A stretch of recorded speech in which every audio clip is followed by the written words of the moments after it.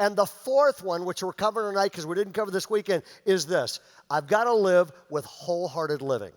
I've got to live with wholehearted living. There are two words in the Bible that are the most two important words in the Bible.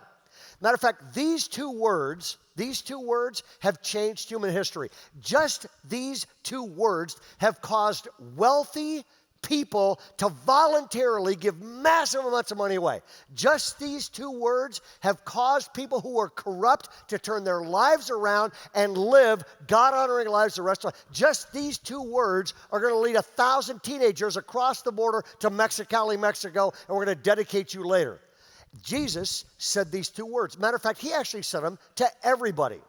To a rich young ruler that everybody looked up to, and to a tax collector that everybody looked down on, he said the same two words. What were those two words? Follow me. Follow me. Evidently, Jesus thought nobody's so important they don't need this, and nobody's so bad they can't do this. And he says, follow me. Now, here's the deal. That is a call to what? It's a call to commitment.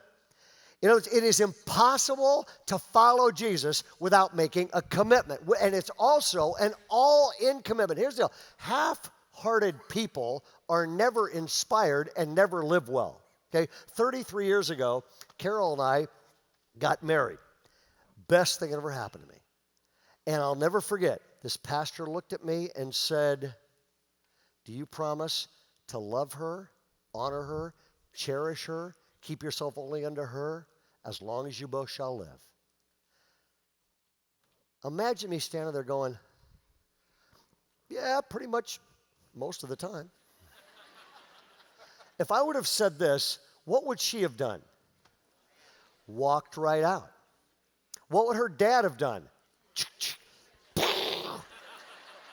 Which exactly is what I would do if somebody said that to my two daughters. And, you know, he's calling them to an all-out, full-on commitment. Here's the deal. Cover to cover, the Bible makes one point. When somebody says, I believe, you actually don't believe just by saying you believe. If you believe something, it always results in action. The minute I say I believe, you don't really believe it unless it leads to action. And teenagers sometimes don't, they're going, I'm going to go to church, I'm going to become a Christian. They never take it seriously, and it never actually changes their life. So I wanted to prove this to a group of teenagers in Marin County one time. And so I was speaking to the sea of teenagers, and I got a thing called an M80. Does anybody know what an M80 is? It's a quarter stick of dynamite. Okay, it's a big fuse coming out of there. It'll do a pretty good job blowing up entire things. And so I got this stick of M80, a quarter stick of dynamite, and I hollowed it out. I hollowed all the gunpowder out so it wouldn't explode, but they didn't know that because I filled it back up with wax and I put the fuse back in. And I just got up and said, anybody know what this is? It's a quarter stick of dynamite. And if you believe something, you really act. And I just lit it.